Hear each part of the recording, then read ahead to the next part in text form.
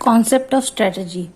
इसके अंदर मेन जो टॉपिक है वो हम कवर करेंगे आज जिसमें इंक्लूडेड है introduction, meaning, definition, nature, level of strategy, significance, limitation और साथ ही साथ उसका कंक्लूजन। देखिए कंक्लूजन बहुत ज़रूरी है देना हर एक क्वेश्चन के अंदर, तभी आपका क्वेश्चन मतलब ख़त्म करते हुए कंक्लूजन देंगे तो उसका अलग से इम्पैक्ट होता है।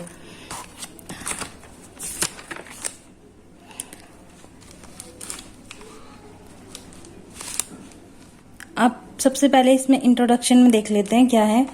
तो इंट्रोडक्शन में हम क्या लिखेंगे, सबसे पहले management at present face many challenges in running their business. The challenges are both from internal and external environment. तो जो बिजनेस है वो रन करने के लिए काफ़ी चैलेंजेस फेस करता है। वो चैलेंजेस इंटरनल भी हो सकते हैं और एक्सटर्नल भी हो सकते हैं, यानी उसके इंटरनल एनवायरनमेंट के हो सकते हैं जो कि उसके विद इन ऑर्गेनाइजेशन है, और एक्सटर्नल एनवायरनमेंट के भी हो सकते हैं जो कि आउट ऑफ ऑर्गेनाइजेशन है। Then, in order to face such challenges and situation, executive have to design strategic management process and help the firm in achieving predetermined business goal. जो एग्जीक्यूटिव है उनको क्या करना पड़ता है, स्ट्रेटेजिक मैनेजमेंट प्रोसेस डेवलप करना पड़ता है। किस लिए डेवलप करना पड़ता है, जो प्रीडिटरमाइंड बिजनेस गोल है उसको अचीव करने के लिए। ठीक है, देन हम क्या लिख सकते हैं इसके अंदर कि strategic management help in anticipating environment changes and preparing the business to meet unexpected situation. जो स्ट्रेटेजिक मैनेजमेंट है वो किस चीज में हेल्प करता है कि एंटिसिपेट करने में, एंटिसिपेटिंग एनवायरमेंटल चेंजेस। तो एनवायरमेंट की में जो चेंजेस आ रहे हैं उनके साथ कोप अप करने में हेल्प करता है, और क्या करता है, प्रिपेयर करता है बिजनेस को टू मीट अनएक्सपेक्टेड सिचुएशन। अब हमें नहीं पता आगे आने वाले टाइम में क्या अनसर्टेनिटी आने वाली है, तो उसके लिए रेडी करता है, पहले से ही प्रिपेयर करता है हमको। देन हमारे इसके अंदर आ जाएगा स्ट्रेटेजिक मैनेजमेंट का स्ट्रेटेजी का मीनिंग। देखिए स्ट्रेटेजी में हमारे पास क्या है, सबसे पहले हमारे पास जो है टर्म स्ट्रेटेजी क्या है, इसको हमने दो तरीकों में डिवाइड किया हुआ है। एक तो है हमारे पास ट्रेडिशनल एंगल एंड है मॉडर्न एंगल। ओके, तो पहले हम जान लेते हैं ट्रेडिशनल एंगल से कि ट्रेडिशनल टर्म्स में क्या बोलता है, स्ट्रेटेजी को कैसे डिफाइन करता है ट्रेडिशनल टर्म में। तो in traditional sense strategy is the science of planning and directing the military operation. तो पहले अगर आपने इसकी इंट्रोडक्शन पढ़ी होगी चैप्टर की, तो उसके अंदर क्लियरली बताया हुआ है कि जो ये वर्ड है स्ट्रेटेजी, ये आया है मिलिट्री ऑपरेशन के जो प्लानिंग है उनसे आया हुआ है। जब उन्होंने जनरलशिप के लिए एक्शन प्लान तैयार करे थे, तो मतलब कि उनकी जो प्लान और पॉलिसी थी जो मिलिट्री की, उनको ही स्ट्रेटेजी कहा जाता है। तो यहाँ पे यही बताया गया है कि strategy is the science of planning and directing the military operation. अब पर लेकिन हमने इसको मॉडर्न सेंस में किस तरीके से डिफाइन करना है, मॉडर्न सेंस में क्या कहा कि जो बिजनेस है वो भी एक वॉर की तरह है, और उस वॉर को लड़ने के लिए हमारे को क्या चाहिए होती है, स्ट्रेटेजी चाहिए होती है। तो in modern sense a strategy is a deliberate and planned approach. Strategy is a pattern in a stream of decision and action. तो स्ट्रेटेजी क्या है, पैटर्न है किसके लिए, डिसीजन एंड एक्शन के लिए, कि हम अगर एक्शन ही नहीं ले रहे हैं तो स्ट्रेटेजी किसी काम की नहीं रहेगी। ठीक है, अब आपको एक चीज बहुत इंपॉर्टेंट, मतलब अगर आप ये क्वेश्चन अटेम्प्ट करने वाले हैं पेपर में, तो उसके लिए आपको ये छोटा सा फ्लो चार्ट सा हमारे को मतलब उसमें बनाना बहुत जरूरी है। इसमें क्या है, देखिए स्टार्टिंग यहाँ मीन्स और एंड की बात करेंगे, मतलब कि हम इम्प्लीमेंट क्या कर रहे हैं और उसका रिजल्ट क्या होगा। तो प्लान एंड पॉलिसी इंप्लीमेंट करेंगे तो हमारे पास स्ट्रेटेजिक इंटेंट आ जाएगा। What is strategic intent, strategic intent is strategic purpose. Okay, that could be your goal, objective, mission etcetera. These all are strategic intent. अब इस चीज को कहते हैं इंटेंडेड स्ट्रेटेजी। बट अगर हम बात करें एक्शंस की, अब एक्शन लिया गया है और रिजल्ट डायरेक्ट ऑब्जर्व हो रहा है, यानी एक्शन बेस्ड स्ट्रेटेजी, जब हम उस इम्प्लीमेंटेड स्ट्रेटेजी को एक्शन प्लान में लाएंगे, एक्शन लेंगे, तो सीधा क्या होगा, रिजल्ट ऑब्जर्व कर पाएंगे। और वो जो रिजल्ट ऑब्जर्व करेंगे उसको क्या कहते हैं, रियलाइज्ड स्ट्रेटेजी। ठीक है, अब इसका ब्लेंडेड कॉन्सेप्ट क्या कहता है? Blended concept of strategy is a cycle of design where each set of division has a effort on subsequent decision covering everyone। कह रहा है कि ब्लेंडेड कॉन्सेप्ट कहता है कि जो स्ट्रेटेजी में एक डिसीजन लिया गया है वो बाकी के सारे डिसीजन को क्या करता है, सब्सिक्वेंट डिसीजंस को इफेक्ट करता है। ठीक है, तो ये इतना हमारे को इसका मीनिंग देना पड़ेगा। अब हम आ जाते हैं डेफिनेशन पे, जो हमने डेफिनेशन कवर करनी है। तो डेफिनेशन हमारे पास है इसमें 2 टाइप्स की। इसमें हम ट्रेडिशनल डेफिनेशन देंगे और एक मॉडर्न सेंस में देंगे। तो आप इन दोनों में से कोई एक भी याद कर सकते हैं। If you are able you can learn both of these. ठीक है, according to Alfred D Chandler JR, क्या कहता है, strategy is determination of the long term goals and objective. Strategy क्या है, लॉन्ग टर्म गोल्स और ऑब्जेक्टिव्स को क्या करती है, डिटरमाइन करती है। It is in an enterprise, किसी भी एंटरप्राइज के गोल एंड ऑब्जेक्टिव को क्या करती है, डिटरमाइन करती है। And the adoption of course of action, देखिए यहाँ पे इंपॉर्टेंट है कोर्स ऑफ एक्शन। अगर एक्शन ही नहीं लिया जाएगा तो वो स्ट्रेटेजी बनाना हमारे लिए बेकार हो जाएगा। तो एक्शन ओरिएंटेड है एक तरीके से। And the allocation of resources necessary for carrying out these goals, goals को अचीव करने के लिए जो रिसोर्सेज हैं उनकी एलोकेशन करना। एलोकेशन मीन्स रिसोर्सेज की अवेलेबिलिटी देखना और उनको अरेंज करना। ठीक है, अब मॉडर्न सेंस में क्या है, according to professor Henry Mintzberg, strategy is a pattern in a stream of decisions as action. तो ये जो स्ट्रेटेजी है वो क्या है, पैटर्न है किस चीज का, डिसीजन एज एक्शन, किसी चीज का डिसीजन लेना और उसको एक्शन में इम्प्लीमेंट करना। The pattern being product of what ever intended, ये क्या है, प्रोडक्ट है किसका, जो भी हमारी इंटेंशन थी, जो भी हम रिजल्ट पाना चाहते थे उसका। और plan strategy are actually realised, जो प्लान स्ट्रेटेजी होती है वो क्या होती है, एक्चुअली रियलाइज्ड होती है, मतलब उनमें प्लान्स एंड पॉलिसीज इंप्लीमेंट की जाती है। और एनी इमरजेंट और अनप्लान्ड स्ट्रेटेजी, या तो स्ट्रेटेजी प्लान्ड होगी और अनप्लान्ड होगी, मतलब या तो आपकी प्री प्लान्ड स्ट्रेटेजी होगी या फिर आपने स्ट्रेटेजी अनप्लान्ड ली है, ठीक है, but you implemented it instantly, तो वो अनप्लान्ड स्ट्रेटेजी होगी।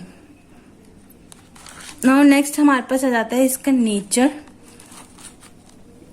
Nature of strategy.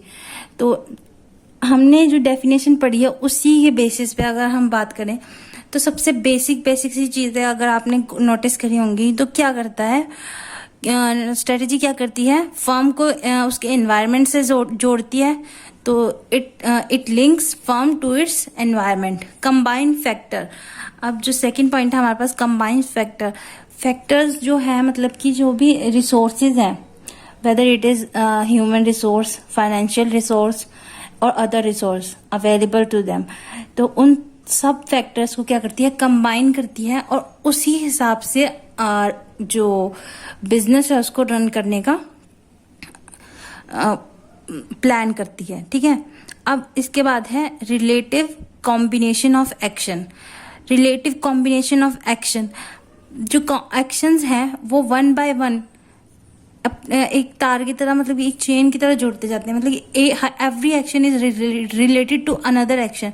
जो भी, जैसे मान लीजिए आपने किसी चीज में इन्वेस्ट किया है, ठीक है, आप इन्वेस्ट किया है, वो किस तरीके से उसको इन्वेस्ट करना है उस एक्शन से रिलेटेड रहेगी। आप देखेंगे कि हमारे पास और कितनी अपॉर्चुनिटीज हैं, ठीक है, और किस किस में हमारे को फायदा हो रहा है। तो ये एक तरीके से रिलेटिव कॉम्बिनेशन ऑफ एक्शन रहता है, मतलब कि सारी चीजों की पॉसिबिलिटी चेक करने के बाद उस एक्शन को लेना जो कि कहीं ना कहीं फर्म को किससे जोड़ रही हूँ, उसकी प्रॉफिटेबिलिटी से जोड़ रही हूँ। तो वो कॉम्बिनेशन ऑफ एक्शन होता है, सिंगल एक्शन तो नहीं लेते हैं, तो मल्टीपल एक्शन लिया जाता है। और उन सारे मल्टीपल एक्शंस का क्या है कि वो एक तरीके से फर्म को कैसे अपग्रेड कर रही है, प्रॉफिटेबिलिटी की तरफ ले जा रही है। हाईली अनसर्टेन स्ट्रेटेजी क्या है, लॉन्ग टर्म होती है, लॉन्ग टर्म गोल और ऑब्जेक्टिव के लिए है। तो अब जो स्ट्रेटेजी है वो लॉन्ग टर्म गोल और ऑब्जेक्टिव के लिए है, तो वो हाईली क्या रहती है, अनसर्टेन रहती है, क्योंकि हमें नहीं पता अब अगर हम पहले साल में अपनी स्ट्रेटेजी इंप्लीमेंट कर देते हैं, उसके बाद 2-3 साल बाद सिचुएशन क्या रहेगी क्या नहीं रहेगी, वी डोंट नो। तो उसके हिसाब से क्या होता है कि हाईली अनसर्टेन होती है। फॉरवर्ड लुकिंग होती है, मतलब कि अभी के लिए ही नहीं है, सिर्फ 1 या 2 साल के लिए नहीं है, वो आने वाले प्रीसीडिंग ईयर्स के लिए है, मतलब आने वाले जो साल हैं, साल दर साल उनके लिए है। तो सिर्फ 1 साल के लिए नहीं है, तो मल्टीपल ईयर्स के लिए, तो फॉरवर्ड लुकिंग होगी। देन है कॉम्प्लेक्स। कॉम्प्लेक्स का मतलब होता है कि थोड़ा सा कॉम्प्लेक्स में थोड़ा हार्ड, थोड़ा घुमावदार और थोड़ा कहीं ना कहीं से किसी ना किसी चीज को रिलेट कर देता। तो कॉम्प्लेक्स मतलब कि क्या कहते हैं, एक तरह के झुंड तरीके का है, मतलब बहुत ज्यादा चीजें इन्वॉल्व हो जिसमें, ठीक है। फिर हमारे पास है लेवल ऑफ स्ट्रेटेजी।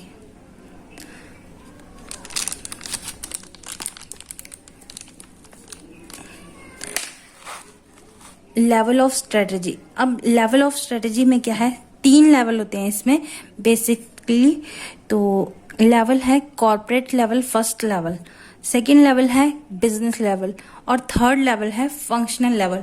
अब एक बार इसमें देखते हैं हम कॉर्पोरेट लेवल क्या होता है। कॉर्पोरेट लेवल होता है कॉर्पोरेट स्ट्रेटेजी।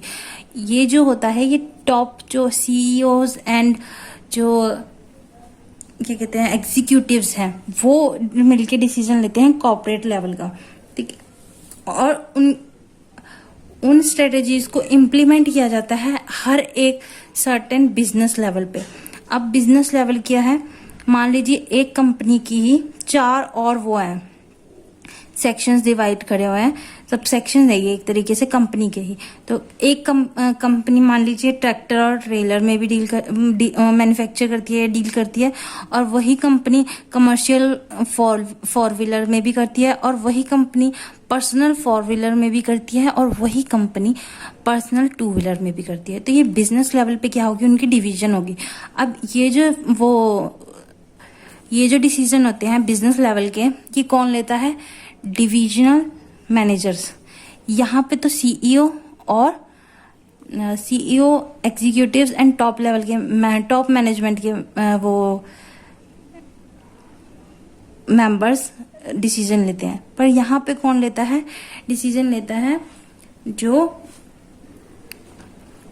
डिवीजन लेवल का मैनेजर होता है। अब इसके बाद इनके आगे भी सब सेक्शंस हो जाते हैं। तो इसके अंदर क्या आ जाता है, ट्रैक्टर एंड ट्रेलर का अलग से production and research and development strategy है, फाइनेंशियल स्ट्रेटेजी है, उसकी अलग से मार्केटिंग स्ट्रेटेजी है, ह्यूमन रिलेशन स्ट्रेटेजी है। तो ये आगे इनके सबके सब डिवीजन हो जाते हैं। तो ये फंक्शनल लेवल हो गए, इसमें एक्चुअल में फंक्शन परफॉर्म करे जा रहे हैं, तो ये फंक्शनल लेवल डिवीजन होगी। अब ये जो फंक्शनल लेवल है, इसको कौन देखता है, इन स्ट्रेटेजीज को कौन इम्प्लीमेंट करता है या बनाता है, तो वो बनाते हैं फंक्शनल मैनेजर्स, ठीक है। कॉर्पोरेट लेवल को एग्जीक्यूटिव्स, कॉर्पोरेट लेवल स्ट्रेटेजी को बनाते हैं एग्जीक्यूटिव्स, बिजनेस लेवल स्ट्रेटेजी बनाते हैं डिविजनल मैनेजर, और जो फंक्शनल लेवल स्ट्रेटेजी होती है वो फंक्शनल मैनेजर्स बनाते हैं। हमारे पास नेक्स्ट टॉपिक है सिग्निफिकेंस। सिग्निफिकेंस या फिर इसकी इम्पोर्टेंस, ठीक है। सिग्निफिकेंस क्या कहते हैं, प्रोवाइड राइट डायरेक्शन। तो स्ट्रेटजी क्या है, हमारे को प्रोवाइड क्या करती है, राइट डायरेक्शन। हमें पता है कि हमारे को क्या चीज में, किस में एक्चुअल में गोल हमारा क्या है, तो उसी के हिसाब से काम होगा। तो प्रोवाइड क्या करती है, right direction. They provide perfect managerial behaviour. तो अगर हमको पता है कि हमारे को क्या चाहिए, ठीक है, तो उसमें मैनेज करने में भी दिक्कत नहीं आती है फिर। तो मैनेजरियल बिहेवियर क्या हो जाता है उसमें, एग्जैक्टली आप उसी चीज़ को टैकल करते हो, मैनेजरियल स्किल्स उसी पे अप्लाई करते हो जो हमारे को मतलब कि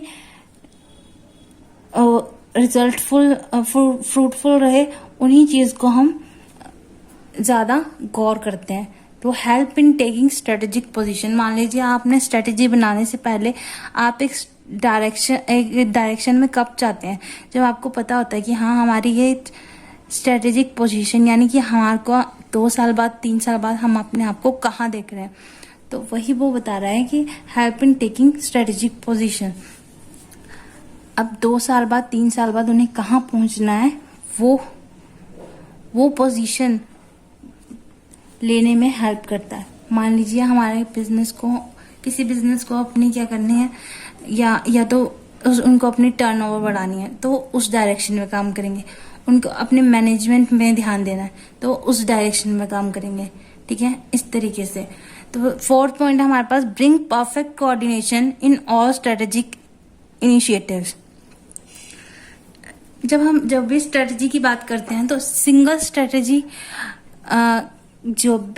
एवरी सिंगल स्ट्रेटेजी जो है वो हर एक अदर जो भी स्ट्रेटेजी नेक्स्ट उसके लिए बना रखी है उन सबको क्या करती है, कोऑर्डिनेट करती है। मतलब कि कोऑर्डिनेशन यानी कि एक स्ट्रेटेजी की वजह से दूसरी स्ट्रेटेजी में फर्क नहीं है। और bring perfect coordination in all strategic initiative, यानी जितने भी स्ट्रेटेजीज अप्लाई करी हुई हैं, एक स्ट्रेटेजी दूसरी स्ट्रेटेजी के लिए दिक्कत नहीं बने, तो उसके लिए क्या कहते हैं, bring perfect coordination.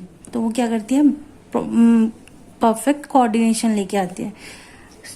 Enable best use of resources, जो भी अवेलेबल रिसोर्सेज है उनका बेस्ट, या आपने एक पॉइंट हमेशा से सुना होगा, ऑप्टिमम यूटिलाइजेशन ऑफ रिसोर्सेज। मतलब कि हमेशा जो भी रिसोर्सेज अवेलेबल हैं उनका इस तरीके से यूज करना कि उनसे सबसे ज्यादा आउटपुट पाया जाए। तो enable best use of resources, ये वही पॉइंट है। ठीक है, नेक्स्ट है permit comparison of course of action proposed. जो भी एक्शंस लिए गए हैं, जो भी एक्शन प्रपोज्ड हैं, लिए गए हैं या लेने वाले हैं, उनका क्या कर सके, एक परफेक्ट कंपैरिजन कर सके। तो ये क्या अलाउ करती है, कंपैरिजन अलाउ करती है। ठीक है, नेक्स्ट हमारे पास है the act as means of future programme. Future oriented है, फ्यूचर प्रोग्राम से रिलेटेड रहती है।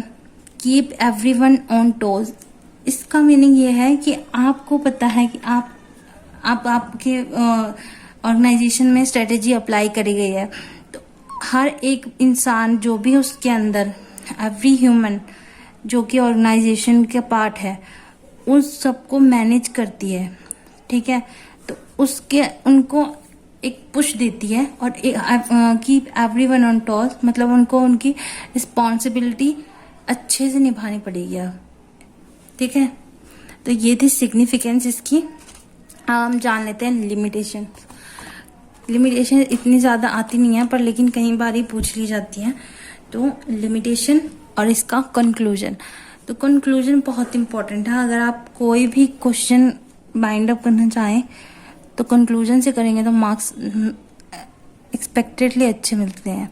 तो लिमिटेशन देखेंगे, it inflicts rigidity in the organisation.